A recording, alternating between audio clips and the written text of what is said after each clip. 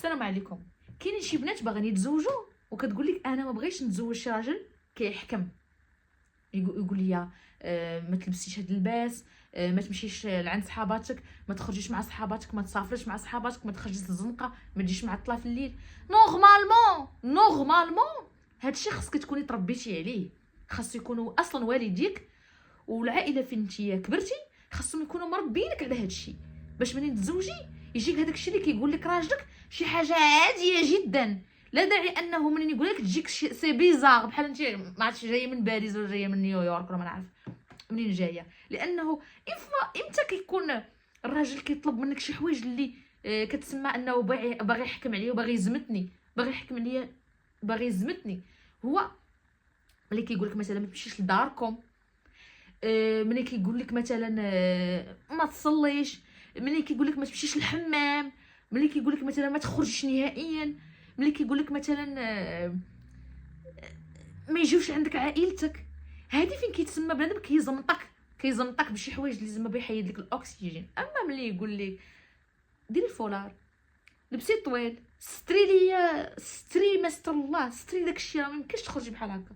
حيت كاينه البنت اللي واخا مثلا كيشري لها راجلها جلابه كتبغي تخرج بديك الجلابه وضربه معاها صندال الصبع، صندال الصبع في رجليها وصندال الصبع تحت الجلابه، واش صندال الصبع الاخرى الملابس زعما التحتانيين. لا، خاصك تلبسي جلابه وتلبسي تحت منها كولون باش ما تبانيش في شكل، فهمتوا؟ لانه الراجل منين كيتزوج بك كيولي كيبغي يشوف داكشي ديالو راسو في الدار، في الزنقه كيحاول يشوفك مشكود، راه ما عندوش مشكل، فهمتوا؟ الاغلبيه ديال الرجال.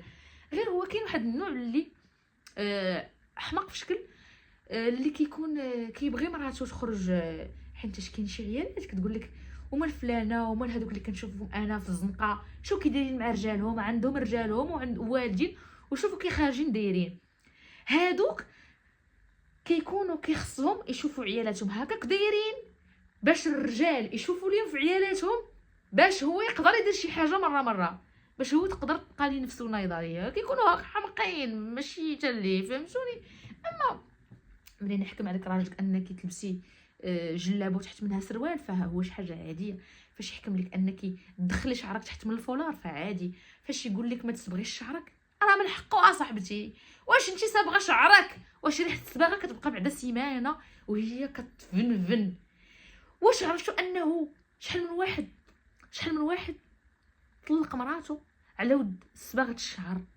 واش هو انت كتصبغي شعرك بلو جون ولا لورانج ولا فيولا ما عرفتش شنو نقولوا مثلا شي كولور لي سامبل، ولكن راه واخا تكوني صبغتي ما عارف فين، ولا بد كتكون فيها واحد الريحه، وهذيك الريحه اللي كتكون في الشعر وكتنعسي حدا راجلك وعند راسك انت زعما طالقه عليه زينك وانت طالقه عليه خنزك، لانه ديك الريحه فيها المواد الكيماويه اصلا كتدمر لك الدماغ، كتدخل لك ولا بد غتاثر عليك.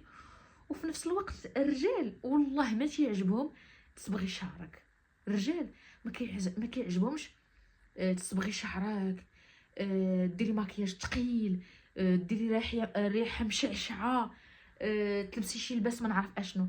كوني غير سامبل وطبيعي، شي ضربي غير شي تدويشه بشي شويه باندوش وشويه شامبوان يشم فيك ريحه شامبوان وريحه باندوش احسن بكثير من انه يشم فيك ريحه الصباغه خانزه كتعطعط.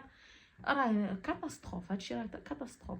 عاد علاش انا غادي نخرج مع صحاباتي، ولا علاش انا غنخرج حيت كاينه مثلا اللي كدابز معاه على اللباس، نخرج مع صحاباتي ولابسه اللباس اللي راجلي ما بغانيش نلبسو، وندوز واحد ساعتين ديال الوقت وراجلي ما باغينيش ندير هادشي، ونخسر ليه خاطرو باش نرضي البنات، باش نبين للبنات اللي خرجت معاهم الكليكه ديالي انني انا اللي حاكمه، انا اللي مسيطره، انا راه ما يديرهاش. بالعكس راجلك هو اللي دايم ليك، راجلك هو اللي دايم ليك. اما دوك البنات نهار طيحي حتى واحد فيهم ما يعقل عليك، حتى واحد فيهم ما يعقل عليك. علاش كيكونوا هادوك البنات دايرين معاك علاقه؟ غير باش يكونوا، غير باش يشوفوا واش غادي تبدلي ولا غتبقاي كيف ما كنتي. انا بعدا كنصح المتزوجات ما عمرك ما ديري صحابات، لانك ديما غادي طيحي في مقارنات. كتولي ديك صاحبتك كتخلي العالم كامل، كتخلي العالم كله، وكتولي كتقارن راسها معاك. الا زادت عليك شي حاجه غادي يبقى فيها الحل علاش انت تزادت عليك هذيك الحاجه، ما كيبقاش فيها الحل علاش الناس ما عرفت فين وصلوا، كيبقى فيها الحل غير انت علاش زادت عليك هذيك الباندا ديال 10 ريال. فهمتوا داكشي علاش انا من الاحسن انك ما تديريش كاع انت صحابات. كاين اللي كتقول لك لا خصني انا ندير صحابات باش نبقى حره، خاصهم يجيو عندي باش نفقسهم، خصني نزير راجلي ويفرش ليا مزيان باش نجيب صحاباتي وعائلتي باش نفقسهم. راه ما فقستيهمش، غير باش نكونوا فاهمين، راك ما فقستيهمش، راه فقستي غير راجلك راه فقستي غير راسك، راه حتى شي واحد ما مسوق ليك، ما فقستيش شي واحد. اشنا نفقسهم؟ شوف هذا العقليه كي داير، راه ما يمكنش، راه غادي نحماق انايا قسما بالله حتى غنحماق. المهم كاينين بزاف ديال الحوايج اللي العيالات كيديروهم هما راه غالطين فيهم. ديما خاصك تشوفي اشنو راجلك تيبغي. كاين اللي مثلا كدير الضفار حيت كيجيوها زوينين، وحيت ملي كتخرج كتبقى تدير بحال هكا وكتهضر بهم باش يعطيوها الثقه في النفس وقوه الشخصيه، وحيت كتجلس وكتشد الصف مع العيالات في الصالون باش تصايب ضفرانها وبزاف ديال الحوايج. ولكن في الدار راجلها ما كيبغيش الضفار، كيقول لها ما كنبغيهمش، وسميتو منين كتكون وكيبقى ليها الوسخ تحت من ضفارها، كيديرونجيوها في الشقه وفي الطياب وحتى في الوضوء، ومع ذلك دايراهم. ودابا راه كنشوف كلشي الاغلبيه يديروا الضفار. والله شي الضفار ما كنبغيش نهضر انا على راسي، انا ما كنبغيش نهضر على راسي، كنحاول نعطي راسي باتساع. شتي الضفار والله ما زوينين.